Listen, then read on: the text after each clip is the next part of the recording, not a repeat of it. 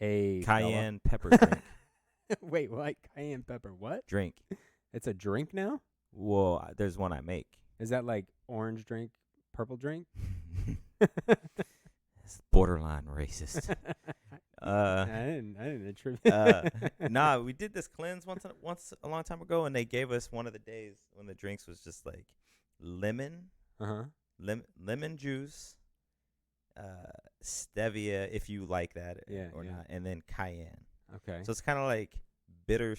Well, the stevia makes it a little. So it like clear your sweet. sinuses? Nah, it's like supposed to help with metabolism. Oh. Like cayenne has some kind of an effect on the metabolism. Interesting. So it's a little have spicy. You used it? Yeah, I love it. Does it work your metabolism? What's the measure? Like I don't know. I might try it out. Yeah, it's a tasty drink. Cause sometimes I don't want just regular water. Yeah, but I don't want to put a whole bunch of crap in my water either. I don't drink spicy juice. Water? What? You like spicy water? Yeah. Yeah. Yeah.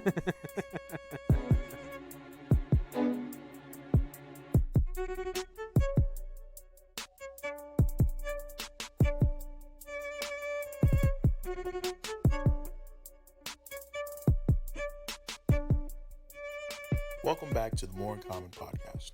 This is a place for genuine, authentic conversation where we explore the fact that we have more in common than that which divides us. And once again, it's me, producer Ralph. Just to let you guys know, it's still Black History Month. And because it's Black History Month, I'm going to read you guys just a Langston Hughes quote, not a poem. And I think this one pretty fits, just my sense of self. Humor is laughing at what you haven't got when you ought to have it. So big ups to Langston Hughes for coming up with a poem that I would recite so many years after the fact. Now, to move on, we have a review. It's from Athena K.A. Inspiring and honest. I love the mission behind Keith and Rodney's podcast and how real they keep each episode. The chance they give each guest to share their stories is so inspiring and motivating. I love the diversity and how everyone can find an episode that's relatable. Keep up the good work. I can't wait for more episodes. This is still the first season of 2020, and we've dubbed it a decade possible. And remember, season 1 is all about pursuit.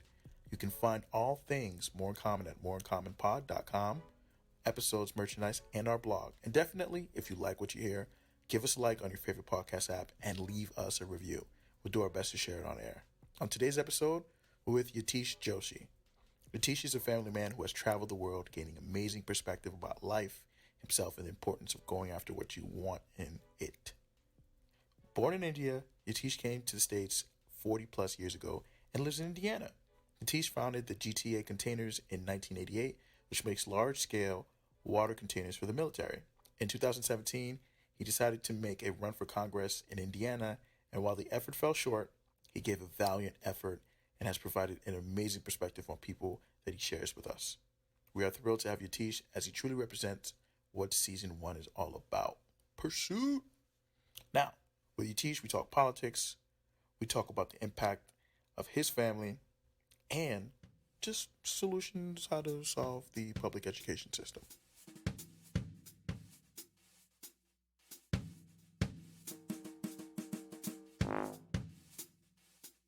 You teach differently with a different student, but give them opportunity.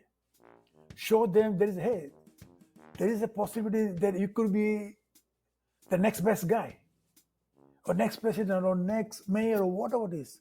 That you have all the potential, and you can learn. So I think, and the teacher, the way I said, because I said teacher, because teacher makes so much difference in people's life.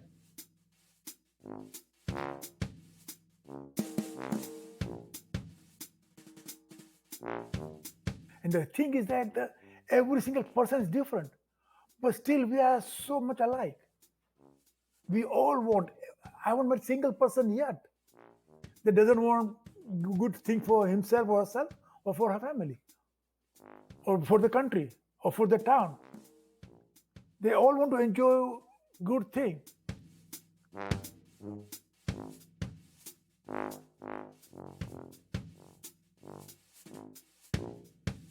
All right, welcome back. Today we are with Yatish Joshi. Yatish, how are you? I am fine, thank you. Man, thank you for joining us. Been looking forward to talking to you. Same over here. So Yatish, I have to ask this first question. I'm very, very curious about. So in 2018, you ran for Congress in Indiana, but you were born in Bombay, India. What was it like running for U.S. Congress as an immigrant, as a non-American native? It was a very hard to describe the feeling. I never wanted to run for any office, even when I was in India. But things happened, and running as an immigrant in the USA, I didn't feel that way. I feel this is my country, and I ran because the community we live in is a great community. All our children grew up in our community, and how to make our community better. And there was always our focus, our way, how we can make things better. And what happened in 2016, I said, my God, I cannot allow that. I have to do something. And then I realized that only way you can make a change, generally speaking, in democratic country, to have power. And how you can get the power? From the elected office. So that's why I decided to run for a Congress to make sure that able to what happened in 2016 doesn't happen anymore, or how And to when you make say a what happened, balance. when you say what happened in 2016, are you referring to the election of President? I'm talking about this guy in Washington D.C. called Trump. He and his constant way of lying, and how the Republican Party as a whole, they want to force their point of view on the whole everybody except among themselves. On one hand, they want the democracy, but they don't believe in democracy. So I felt that I should able to fight back. And I thought the Democratic Party or people in Democratic, they are not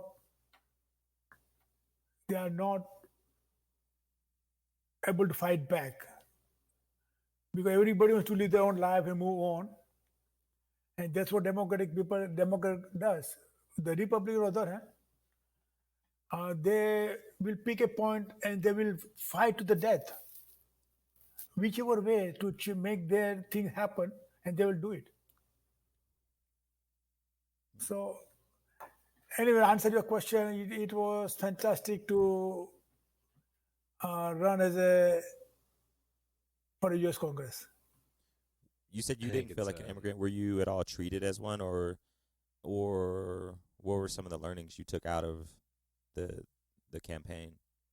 Yeah, I especially think running in Indiana. running in Indiana, it is amazing. I'm from South Bend, so that is a St. Joseph County, and considered kind of very liberal county. But what I discovered, and the remaining 9 counties in second district, there are almost eight counties are very, very Republican. And people always told me in the beginning that do not go there, you're wasting your time. They're very, very conservative. And what I found was totally opposite. I talked to so many people in the highly conservative Republican Party district that they are more liberal. They have more in common than people realize in St. Joe County. Do you think that? Why do you think that is?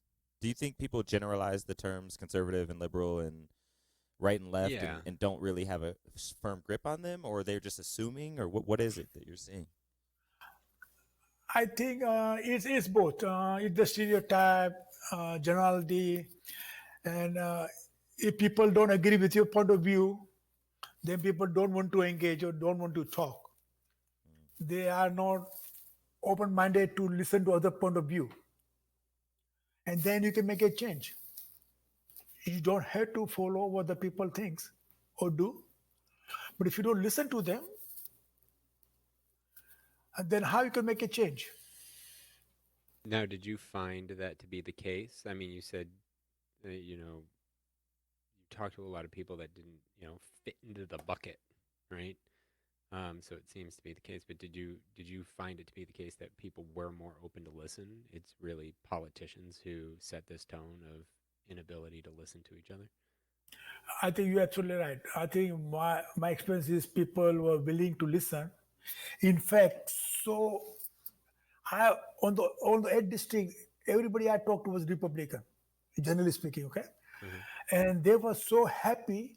They finally some Democrat came to their place and talking to them. Mm.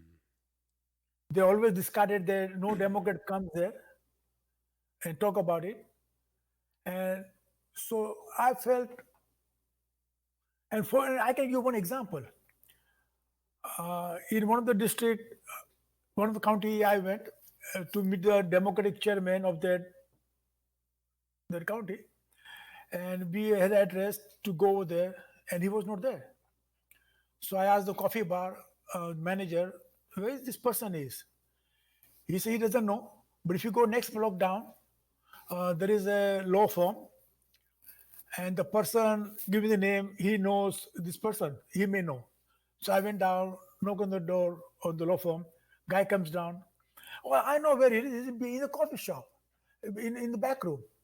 So I'll come down and show you. So as he's walking down the street, he asked me a question. So why you come to this county? This is a highly Republican county, almost 98% un-Republican. And I come as a Democrat. I say, if I can just talk to one person and my point of view and listen to their point of view and see what we can do to make a change. He kind of laughed. He said, there's no way I can able to vote for any Democrat ever. Anyway, so we went to the coffee shop. He went to the back room, and here is the guy was there. So I thanked him, and then he went back. So I asked people at the 5-6 people, we go together, say like a coffee. Everybody say yes. So I went to the coffee shop to buy the coffee, and he was standing in the line. So I asked him, I offered him, can I buy your coffee since you helped me to find his place? I said, no, thank you very much, but I'm buying coffee for the whole office. And then he said, out of the blue, you are the first guy offered me buy coffee as a Democrat, and knowing I totally oppose their point of view. And he told me that I never voted in my life for Democrat, but I'm going to vote for you. So it was just pure human connections. And it's such a simple thing. Show me the direction, he gave me direction. He in fact walked down with me. So, and same experience happened to me throughout all over the place. Once you start talking to people, you can find so many things we all believe in. It's only one or two things separate the people, and these politicians, they really exploit the people, and then people as an individual behave very differently than people in the group. And that's what's happening.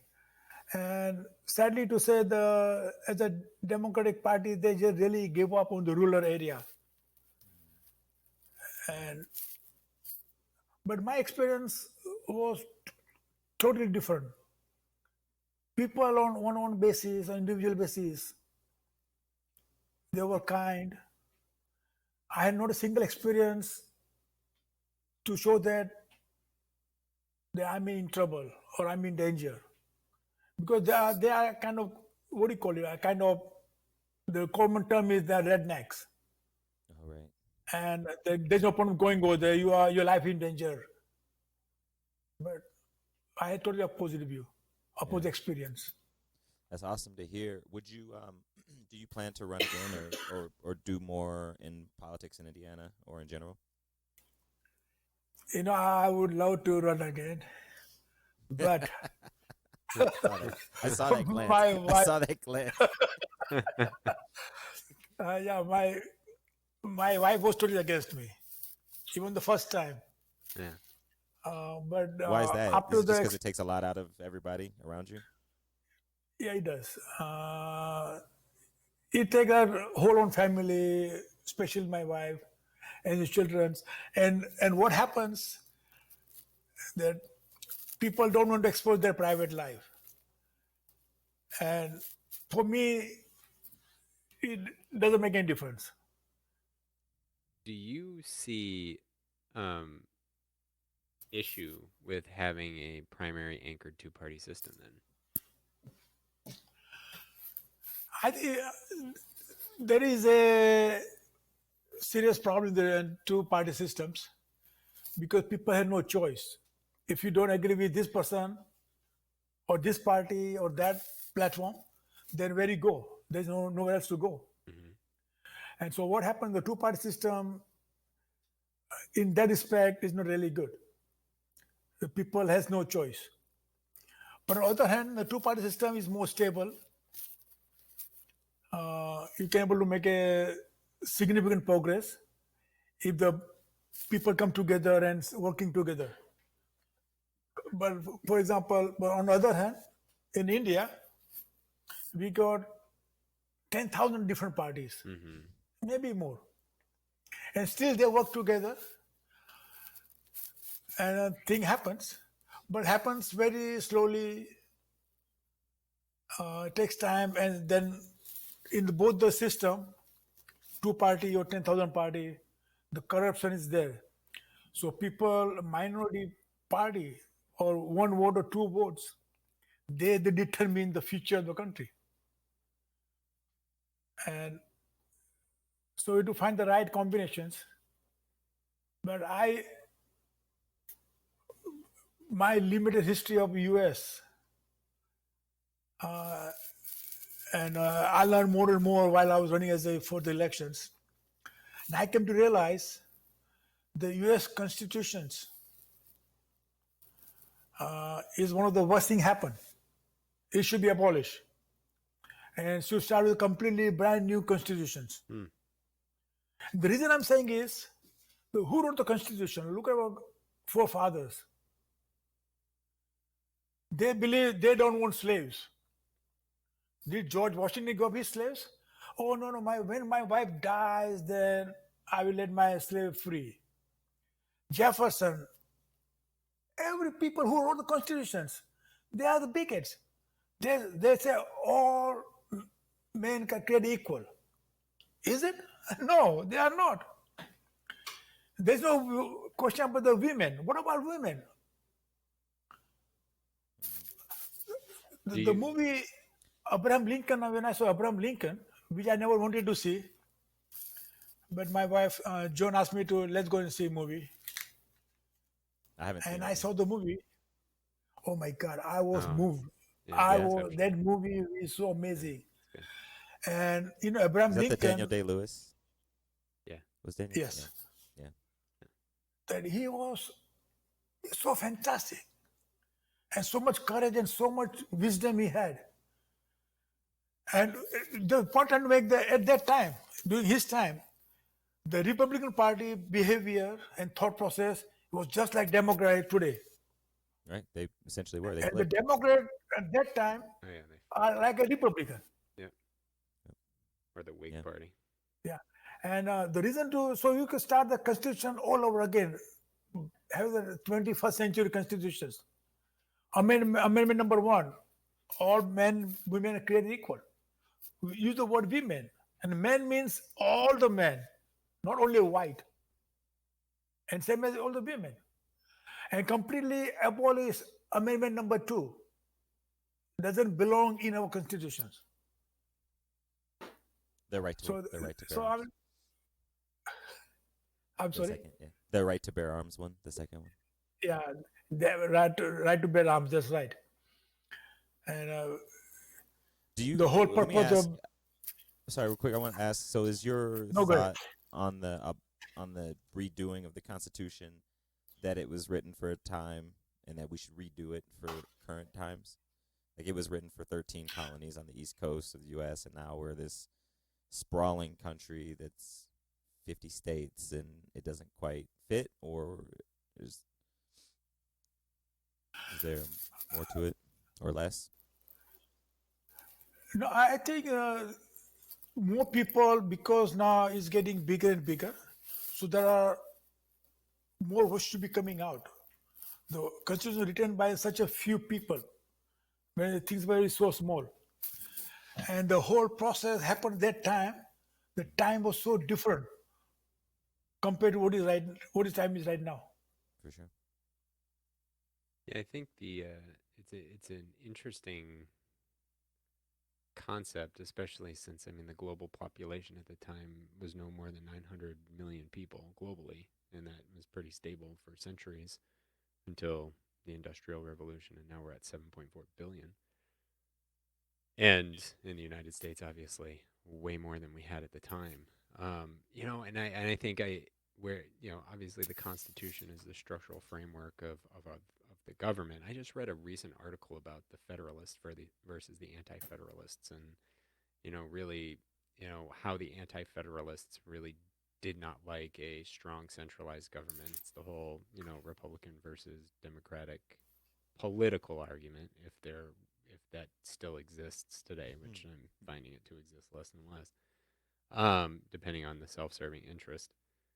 But the thing about the Constitution and the Bill of Rights is that they are amendable, and yet we structurally look at it as if it's this fortified document, because if there was one thing about those founding fathers that they knew was fallible, and that they created a system that could be changed over time based on different structures. I mean, heck, look at Lincoln's amendment to, was it the 13th Amendment? Yeah. To end slavery. And we look at all of the amendments that can be done, even Roe v. Wade, and, that is a constitutional amendment. That's important, not to maintain the integrity of, like you said, something that was written in 1776 for a far smaller population, but for a very different time of what was socially acceptable, to now a population that is going to be, what is it, 2024 or 2020? Um, uh, White Americans will not be a 50% majority in this country anymore. And, it's like constitutionalists that think, we need to anchor on the exact founding words. Well, the founding words were meant to be changed. And the right to bear arms is actually an amendment. Yeah, like we need to think of it in terms of and I think that kind of goes to another question of, we talk about liberal and conservative, and I'd love to get your perspective on this idea of what that actually means in 2019. I am so, at this point, confused by the use of those two terms, and I'm curious to get your take on that, Yatish. I think my take is from my experience running as elections, that when you talk to people on one-on-one, there's no liberalism or conservatism. What is good for mankind or humankind? What is good for my family? What is good for your family? What is good for our city or our town? That is a common thing. And so, depending on how extreme you push, you become conservative, or how open-minded you become liberalism. So people invented those words, and it's not the people; it's the people who want to get the power or stay in the power. So they create this type of situation to divide the people, to identify people. Hey, you are different. You are not like me. And the thing is that every single person is different, but still we are so much alike. We all want. I haven't met a single person yet that doesn't want good thing for himself or herself or for her family or for the country or for the town. They all want to enjoy good thing, but people in the power, they want to maintain the power, and they want to give up the power. So that's why we have to start with the left or right or liberal or conservative. To me,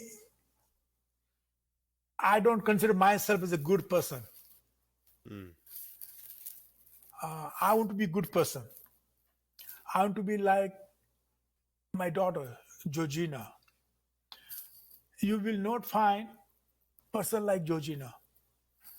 I want to be person like Louise, my wife. Uh, she was so amazing. The amount of love for the people, amount of love for the nature, amount of love for humanity. So great. How to help other people to make things better. And what my wife believed, and which I believe 100%, that it is not what you can do for yourself, but what you can do for others that counts in this life. And say life is so short. And that's why I said, for me, it's always Monday and it's always morning. And the reason for that, you go to work, Monday, what happens? Oh my God. I never want to come back Monday. I want to stay. My vacation has become so short. This problem, that problems.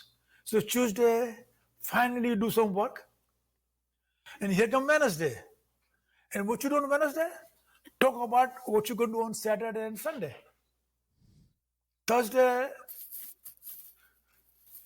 and Friday, nothing happens. So you do only one day work in a whole 5 days. And if it's too hot, oh my God, it's too hot. If it's too cold, it's too cold. It's too morning. There's always problem. There is nothing they can't see past anything good. So if you always Monday and always morning, that's a beautiful thing. Why worry about anything else? If you get paid to do work, let's do it. If it's rain, it's cloud, it's very hot, very cold, it's humid, who cares? Let's enjoy every moment of it. Then you can realize what the life is. Then you enjoy every moment of the life. And that is Georgina or that is Louise. Now I want to be like that. So I'm trying very hard to do that. How to help other people, how to make things better for other people. Now, you say you're not a good person. Yes. Dive into that. I'm curious what you mean. Before I met Louise, I never, for example, told the truth. If you ask me my name, what is my name? I never give my correct name to you. I always lied.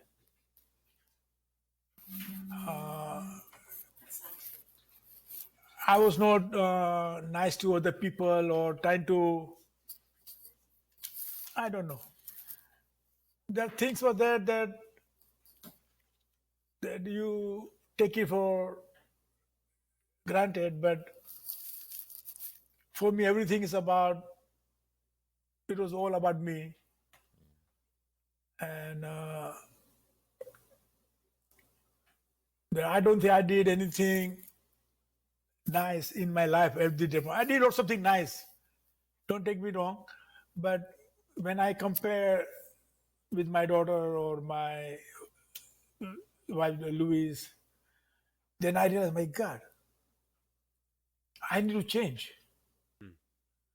And to have a love for the humanity, to have the love for the nature or literature or music or arts. There's so many things there which I never realized or enjoyed. So in that respect, I am still looking the path how to make things better, how to get a better person. So I can be, it's not possible, but as good as my daughter or better than her. It's not possible, but I'm trying. There's a book we're going to have to We're gonna send you a recommend book. to you called The Person You Mean to Be by a social Dolly Chugh. psychologist from NYU named Dolly Chugh. She actually recently gave us the pleasure of interviewing her. Her episode's coming out in a month.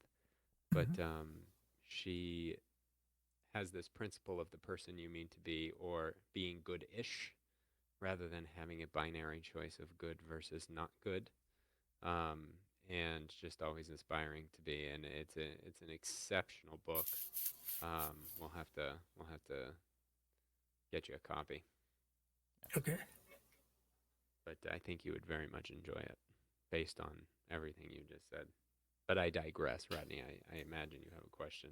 I don't want to continue to monopolize questions. No, you're good. Along the same lines of good person, goodish person, bad person. Earlier when we were talking, you mentioned a piece of advice you would give is believe in yourself and be who you are. What are those, like, when you say that to somebody or when you give that advice to somebody? What does that mean for you, or what are you like? How would you help them do those things, like be who they are and help someone be who they are, believe in themselves? I think what happens, and I'm speaking with the experience, my life experience throughout my life. Generally speaking, people don't believe in themselves, how great they are, or other people think how great they are, but they don't believe in themselves. The work, they really do not feel confidence to make a decision. Nobody wants to make a decision because nobody will take a responsibility. So when you believe in yourself, you're going to make a mistake, you're going to fail. Nobody wants to fail. And if you don't fail, how you can learn? And so, and you can fail only if you believe in yourself. You're going to do something different. You're going to try something, and things not going to work out. And people are going to criticize you. People are going to ridicule you. And then you now become introvert and don't take a next chance or next step. Then you're not going to be move forward. You cannot do who you are to your best potential, best ability. So that's why you have to believe in yourself.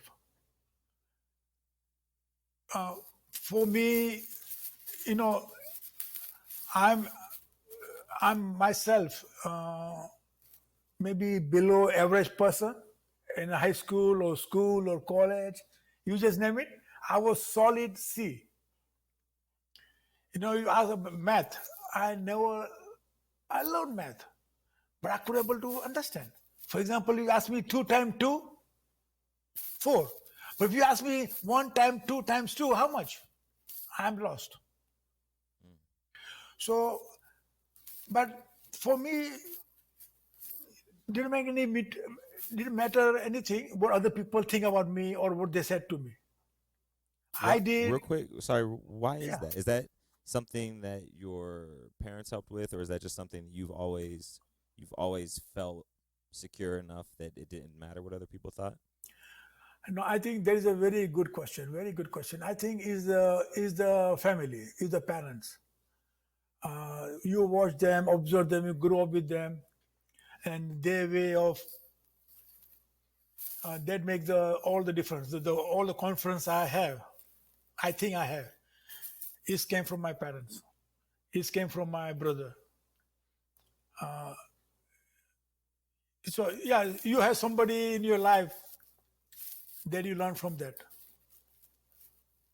Where did the lying or being not nice to others come from before you met your wife?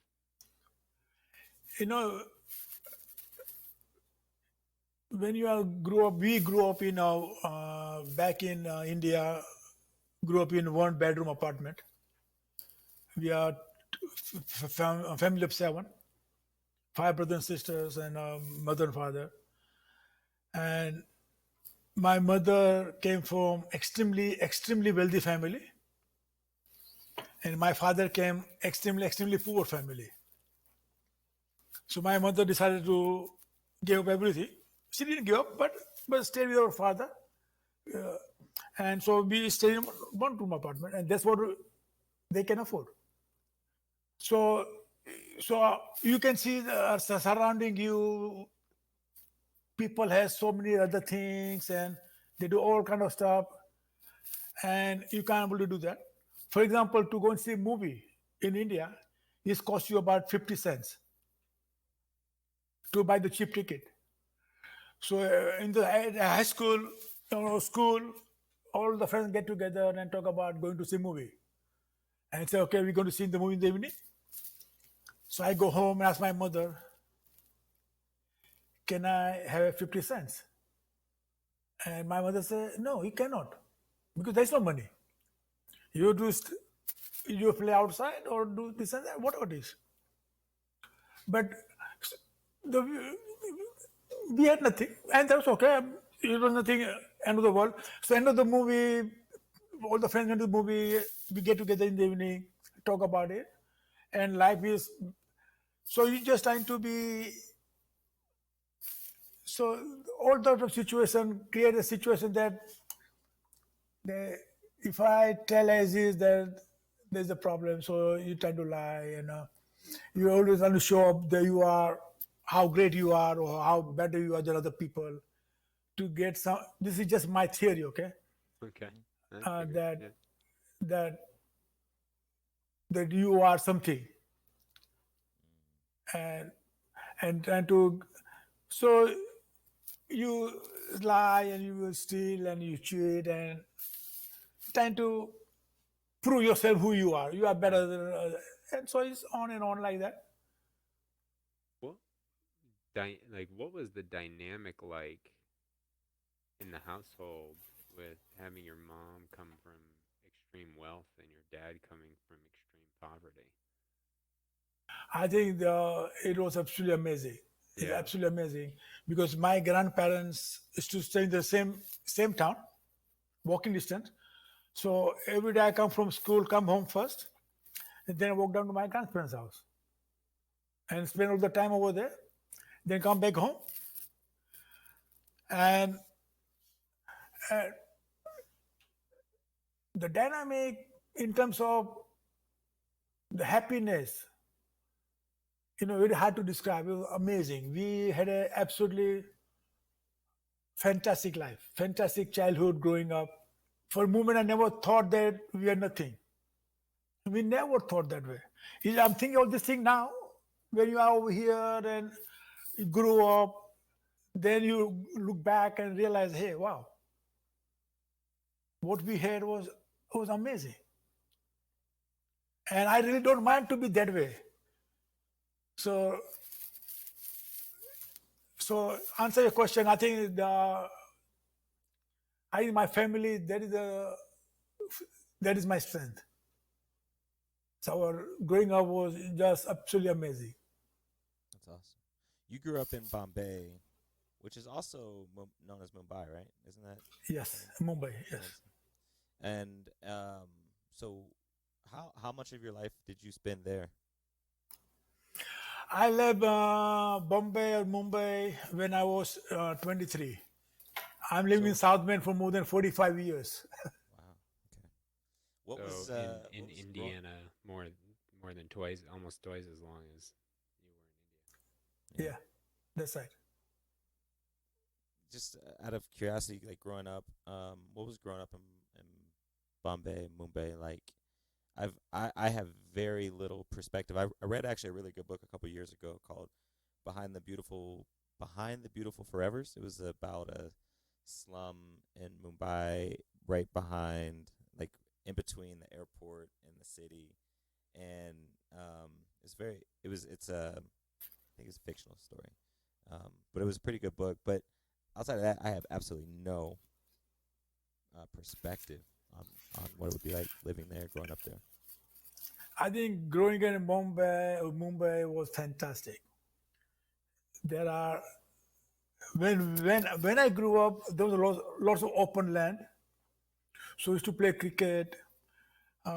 We get go and play. In the school, you involved in the fighting and all kind of stuff. But there was no police. That so you, as a child, any child, as you grew up, you're going to do the mischief, and then they treat you as a child. Here, things are so different. I'm so happy. I'm so glad. Then I grew up in Mumbai as a child. I never want to grow up in America as a child. I never would. So, but now, the Mumbai, there is no room. There is no open space. There are millions and millions of people in a tiny place, and you see everything. So it's very different. But still, the freedom as a child is far better than in Mumbai, than in USA. How so? For example, my children went to public school or private school in South Bend, in USA. For example, my daughter, they went to John Adam High School, walking distance from our house. And there's a police van sitting outside the school. The police are with the gun inside. And what they do, they pick up the 90.9% the black kids, put them in the van, and took the juvenile court. They did this mischief, called the police. There's no freedom. Child cannot act, behave, or act as a child. You have so much confinement, so much rules and regulations. You slightly step out of that boundary, you are in the jail. Or police take you away, or they let you up, they expel you. There is no freedom.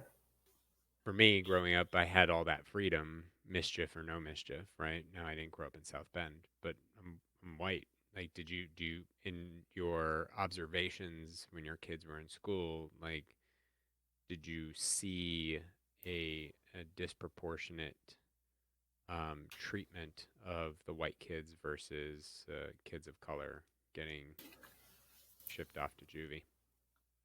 I think what I saw was this. I don't know about the white student, but I know all the black. Yeah. They were shipped up to juvenile court or the court. And the thing is that they come school, they never ate anything. They're all hungry, and to give them free lunch, some people have problems. Yeah. They want to play what they can play. So it is very, very kind of sad, even in 21st century. And there's another one of the reasons I want to run for a Congress, to make a change. In South Bend, we did in our small way, without talking about it, how to make our community better. What do you think is, I don't know, I wouldn't say the solution, but a solution to that type of activity, especially in school, when kids are kids at the end of the day? What would you think is a solution for that? Solution for that is to have a dedicated teachers. A solution where teacher want to teach and embarrass everybody. And if somebody doesn't want to learn and to cause mischief, there's a better way of handling it. There are you teach differently with a different student, but give them opportunity. Show them there is a possibility that you could be the next best guy, or next president, or next mayor, or whatever it is. That you have all the potential, and you can learn. So I think, and the teacher, the way I said, because I said teacher, because teacher makes so much difference in people's life. For example, all our children went to public and private. In the private school, they really excel. In the public school, they really excel because the teacher they had, for example, John Adam High School, was absolutely amazing. There are dedicated teachers teaching in the school for 30, 40, 50 years. And they treated things equally.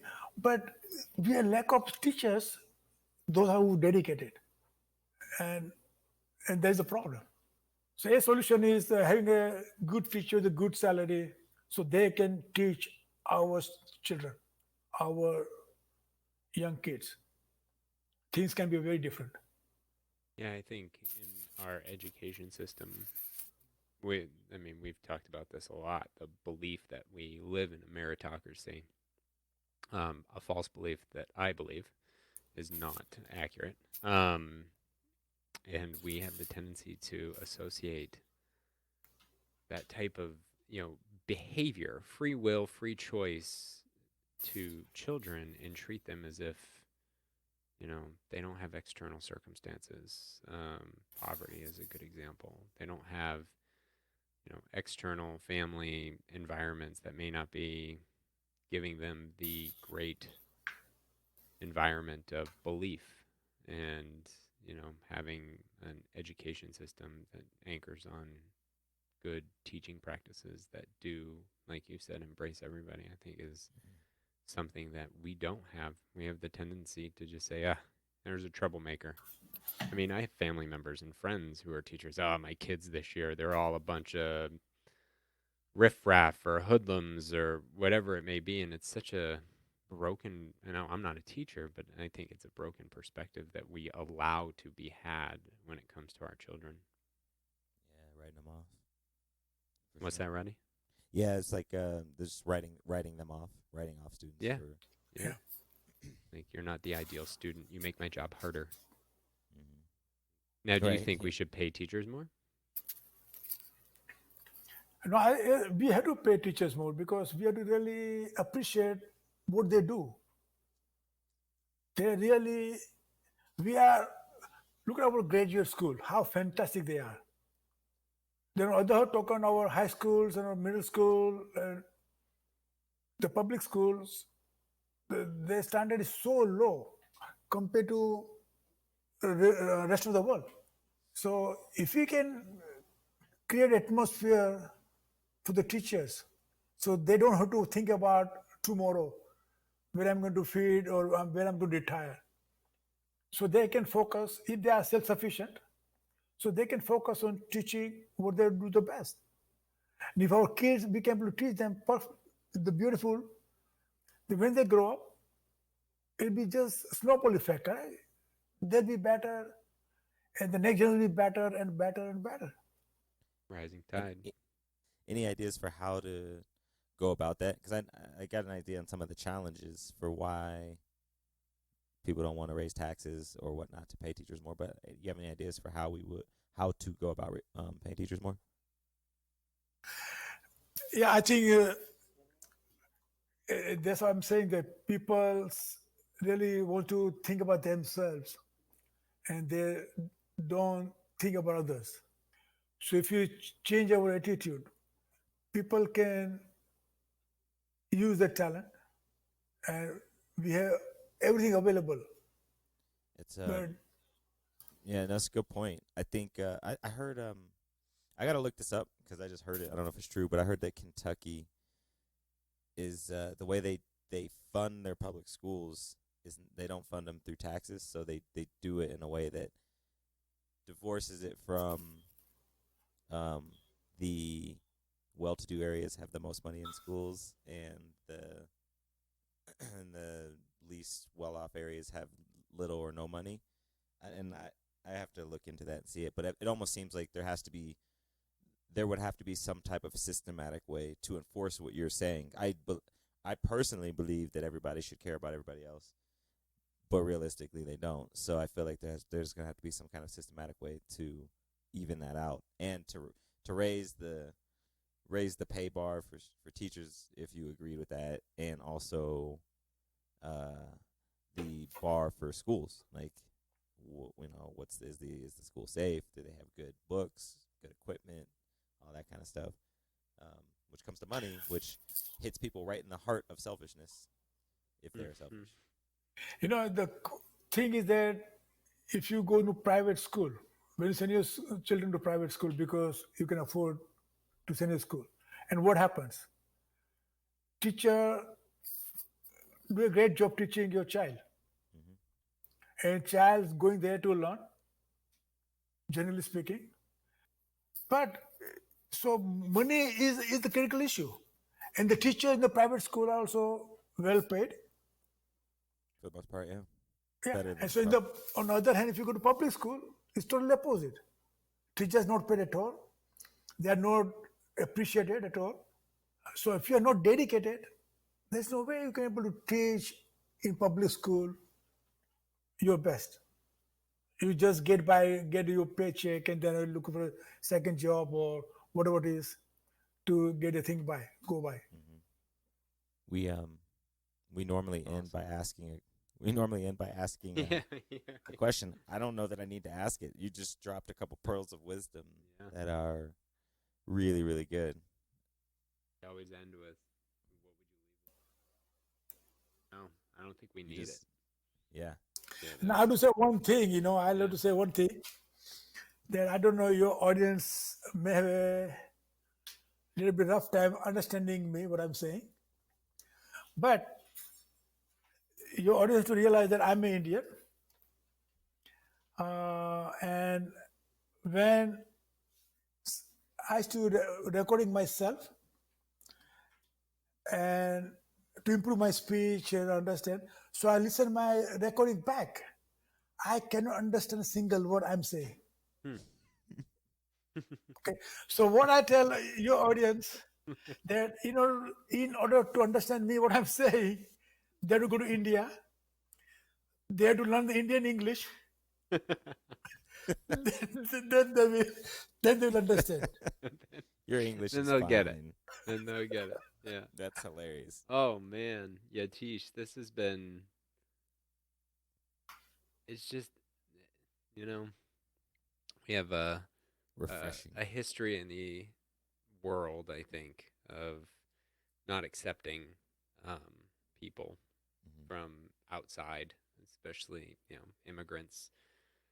And I think globally there's an issue with that, and I mean you see it all over the place, and you um, see it in India even right now with Muslims and other things happening, and of course in the United States it's a big issue with the southern border, and I just think it's so important to. Yeah, I mean, you've said it 100 times, and it's so principal to what we talk about. This idea of having more in common, and no matter where you're from, no matter where you were born, what language you speak, we have common desires to live the life that we want to live, so long as we don't infringe upon other people. And getting to know more stories like yours is just it's fun for us, and Yeah. we greatly appreciate you talking about everything that you've gone through in a very short period of time, because we could certainly keep this going if we had the opportunity. Thank you so much. Thank It's a lot of good stuff to think about you left us with, so really appreciate that. It's Thank just you very fun much for sitting here giving me the listening to you. opportunity. Yeah, no, I just enjoyed listening to your stories. Yeah. When that time comes, I look forward to meeting you in person. Yeah, same over here. I think it'll be great. Meeting in person will be great. Yeah, Absolutely. I can show you GTA. GTA. your No, so I your- can show you the GTA, my company, yeah, GTA. yeah. your Oh business. Yeah. Crane. How did you get into building overhead cranes? I think that is my wife's business. Oh, This is okay. a Jones business. Her father started the business in Detroit, and they moved to Mishawaka because the Studebaker, and they did the business of Packard Motors, and so to create the business, so they came to Mishawaka and started building the conveyor belt, and then and gradually into the cranes. And what about the containers? Like, how'd Yeah, you handle that? yeah, GTA containers. No, by the way, GTA stands for Georgina, Tenzing, and Avatar. GTA. Okay. Yeah. Anyway, so I used to work for a company called Uniroyal in Mishwaka, huge corporation, Okay. multi-billion. So they used to make this type of containers, but the process was very old process, vulcanizing. They use uncured materials and make this big collapsible tank anywhere from 55 gallons all the way to 210,000 gallon. Yeah. But anyway, so and Unilever had almost 99% business in U.S. military and commercial making this type of containers. So and Unilever they did everything in house, everything. They never bought anything from outside. So they lost one contract, and so there was a big havoc happened in the headquarters engineer system, and they asked me to investigate why we lost that contract. They found out that the new company come with a new material, thermoplastics. So it doesn't require any vulcanizing process. It's already cured. It's just like a butter. If you hit it, it melts. And when it cools down, it become harder. So using hot air, you can able to make a joint. So for example, making a 75 feet long seam, joining two panels together, at Uniroyal, it takes about an hour and a half because of vulcanizing process. But with the new process, thermoplastic, it takes about 7 minutes. Wow. And also the quality wise is absolutely perfect quality because in vulcanizing, if you lose the temperature or the heat, Yeah. material is no good.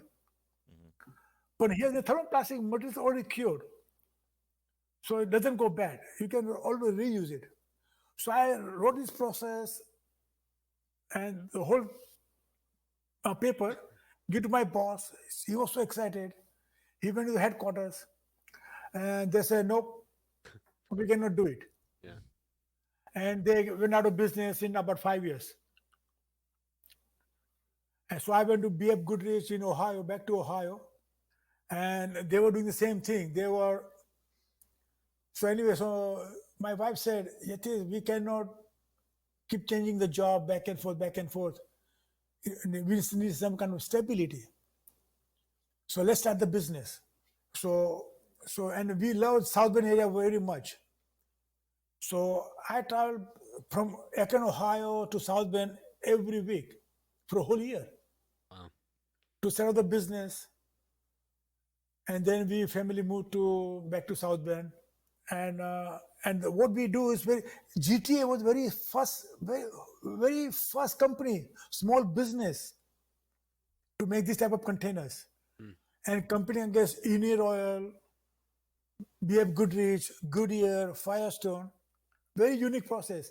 And because of the GTA, there are another 6 small business make the similar products. The products we make is very unique. We make also 500-gallon drum, collapsible drums. Even Goodyear and Goodrich cannot able to build it. It's very highly technical specification to meet sophisticated specifications that I come with a process using thermoplastic materials. And we are the only company. There's another small company also makes drums, but we're the old-fashioned, old way. And because of so what about in 99, just before the Gulf War, very first Gulf War started, Yep. We used to get all the contracts up to making 50,000-gallon tanks. And every single contract since 1988, as of that time, we deliver on time or ahead of the schedule. And we always lost the contract for 210,000-gallon tanks because our price was very high. And our competitors, so government bought, US military bought all the 210,000 tanks from this supplier. So in 99, or maybe 2000, I get a phone call. So Louis answered the phone. Say, Louis, can you be able to make 210,000-gallon tanks? And she said, yeah, we can make. We never made it before, but we can make it. So next day, about 13 to 15 people from the US headquarters, US Army headquarters, come to South Bend to visit us. and telling us about they own the tanks right now, and trying to find out that they had 137 210,000 gallon tank failed, destroyed completely, even half full. Just seam opening up. So they had no fuel. There was no storage. And without the fuel, army cannot do anything, fuel or the water. Right. Anyway, so they give us a sole source contract to making 10,000 gallon tank. We never built it before. So they give us a 90 days to start making and shipping the tanks. So end of 60 days, we had to build a dome for the testing purpose. 52-foot tall dome, do the testing. And on the day 60, the dome is completed. On the day 61st, we start testing the tanks and start shipping. So they took our tanks in Kuwait to Iraq, 32 210,000 gallon tank. They're filling the tank overnight, back and forth, 24 hours a day from Kuwait to Iraq. That was the biggest fuel depot army ever had before. When they filled the last tank, they started the bombing Iraq. And so the master sergeant in charge of that fuel depot, he visited GTA after 3-4 years. And he told us what happened. And that's why I know. So, and the thing is that we take so much pride in our quality. And Luis always said, we do what we say. And so that's why every single contract we deliver on time or ahead of the schedule. And as of today, we have 0 reject. So anyway, so there's a side story. Yes. Yatish, for me, it has been an absolute pleasure to meet you and get to know you. But thank you. Thank you. Thank you, Tidhar. It is my pleasure to seeing you and meeting you, hopefully in person. Yes, I look forward to it. Yes. All right. Thank you.